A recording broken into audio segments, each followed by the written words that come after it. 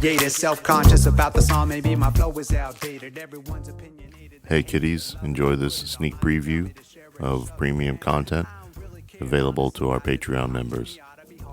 Let us know what you think and spread the word. We'll see you on the next one.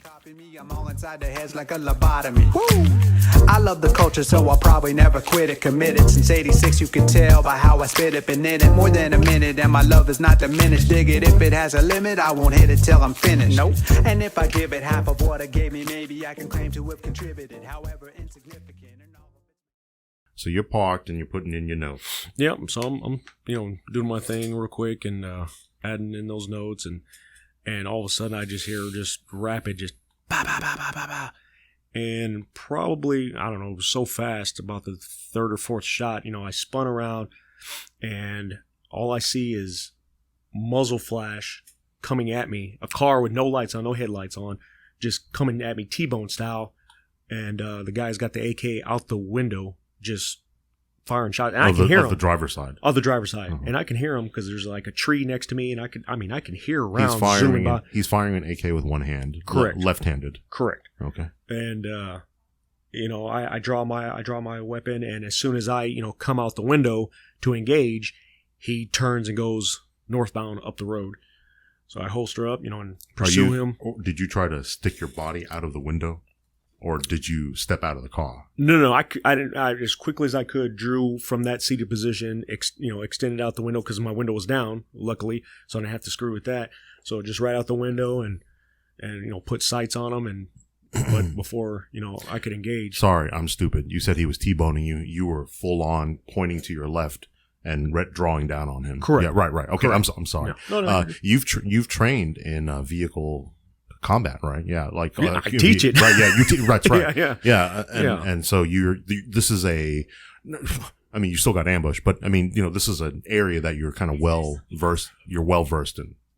Right. Yeah. So this was, luckily, just one of those repetitive training things that, kicked in and didn't require any thought to draw and, get on target and whatnot. But yeah, it's like if he had attacked you with origami, you'd be like, well, fuck. I'd have been screwed. I was not prepared for this.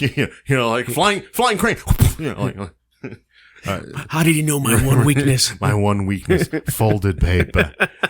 So you guys exchange, to the best of your knowledge, no hit.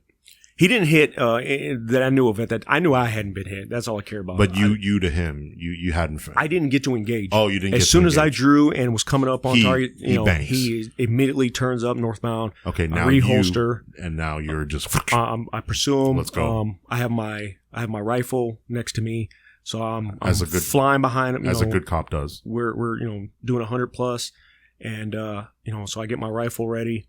And we get maybe a mile up the road, and he wrecks out onto the opposite lane of travel.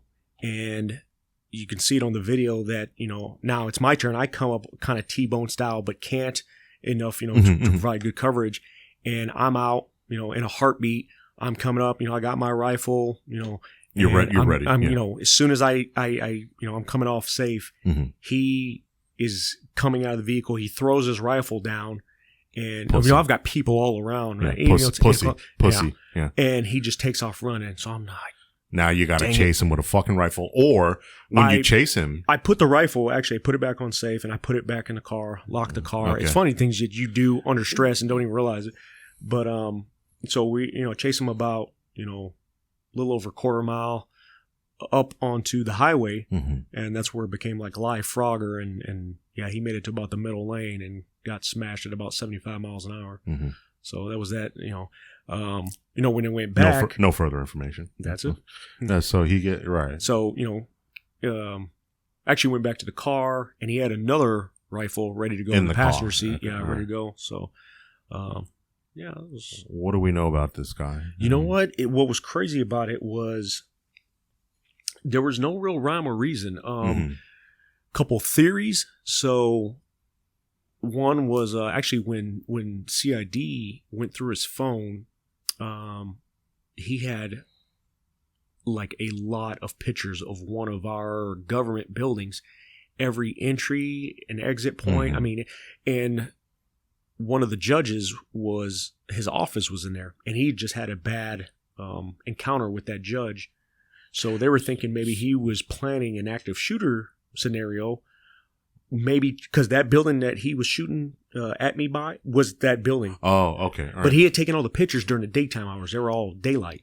I guess this was maybe a target of opportunity for him. It could have been like, you know, they found a bunch of, like drugs and prescription medications and everything like that. So that too. It may have just been like, you know what, he just happened to see me. Maybe he wanted to pop off some rounds and see how fast it would take law enforcement to respond. Whatever. Right. There's just so many theories out there. But he had a criminal conviction in your court. He had multiple convictions, come to find out. So a lot of history in your jurisdiction. Well, another thing somebody found out later on, like a week later, was he had just also got into it with somebody at like a Cheddar's up the road, and was like, I know that Cheddar. He said, I'm gonna shoot this place up. I'm gonna shoot you. I'm gonna shoot this place up. Went down the street, maybe a mile and a half, and got the rifles out of the trunk. Saw me, and for whatever reason was like, "Oh, screw it." So wait. So how'd you find this out? We found this out like a week later. Another officer that was working on, I guess, a part-time up there or something, relayed it to somebody at my past department that got passed down to us. But still, it's like, said that, hey, that was the guy from Cheddar's. Yeah. And Bob showed up. Why he decided to shoot at me? Also, nobody could. Also, other cop who works the off-duty. Tell somebody, like, Jesus, this information would have been very useful to me. Yeah, Okay. So all right. So we don't know why this, we have no, like, but it happened that fast. That fast. And, when they went to notify his next of kin, his sister, she wasn't surprised. She wasn't sad. She was like, that's the third brother to die from criminal activity. Not from cops, but she's like, she told the officers who went to notify her, like, one other brother, died from a drug overdose, another one from gang violence, and now this third brother. But she's like, I knew it was going to happen. It was inevitable. And that was it. She's like, thank y'all for telling me. Have a good night. And she's, well, I mean, boy, a lot to unpack. Hopefully her life is okay. Well, yeah, she if I'm not mistaken, she's a nurse. And I mean, the only one out of the four that wasn't kids that was complete fuck up. Correct. I guess. Yeah. I mean, made something of herself in her life, and was doing pretty well. So, I'm sure you've had the 417,000 questions from friends, coworkers, administration, family, your wife, your cop to cop, brother to brother. How does you think about it, but you brush it off? You think, holy shit, that sucked, and then you move on. I mean, what do you, in this public forum, publicly available podcast where you have some anonymity, how does that resonate? What does this resonate with you? That was definitely a faith issue for me. I mean, in a good way. Mm-hmm. Like I said, by all accounts, he had me dead to rights. I never saw it coming. But not only, like I said, did he not hit me, he didn't even hit my car that was sideways. You know what I mean? So I could be nothing but grateful. And it reaffirms your faith. Oh, absolutely. Absolutely. This is, again, going back to sort of, my joke about Pulp Fiction, right? I mean, when Jules turns back, he's like, bam, bam, bam, bam, for a believer, for a Christian, what other explanation could there be? Sort of, I have this watchful eye. Maybe your faith, is this a chicken or the egg kind of thing, right? Your faith protected you. You had the shield of your faith and your belief. I mean, I'm not one to discount all theories, but if it has positive impacts, not only before the incident, but after the incident, where this doesn't like fuck you up and you turn into a fucking drunk. What was it? Pilot, that movie with Denzel, when he's like waking up with like all the vodka bottles, spilling all over the place.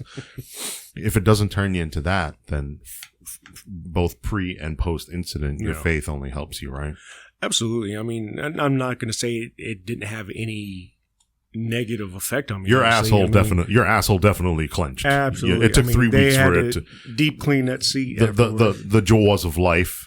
You know, oh no, you know what? They had to use one of those bottle jacks that they used to raise the house for foundations to pop his fucking asshole open, you know. Yeah, so it's definitely a clench moment. Yeah.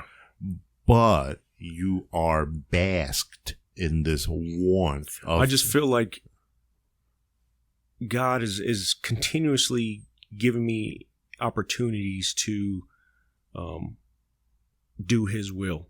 No, that's literally the way I look at every single day, that I'm allowed to open my eyes, that I have another opportunity to do some more good in this world, to allow him to live, you know, through me, to Christ to live through me and be an example, but to help somebody else out. You know, it's bigger than me.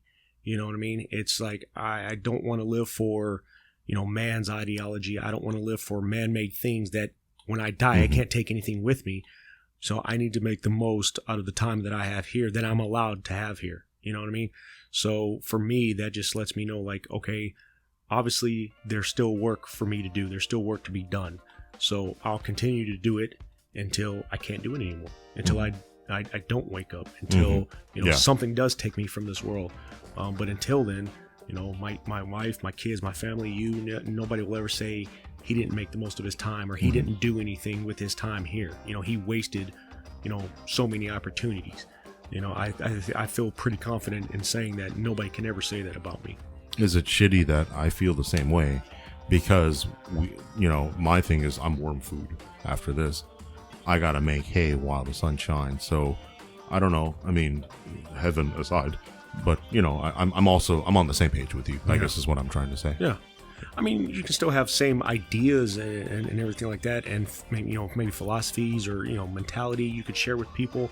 I mean, that's obviously we get along so well, like brothers, for a reason. Right, because I covet my neighbor's oxen. You know,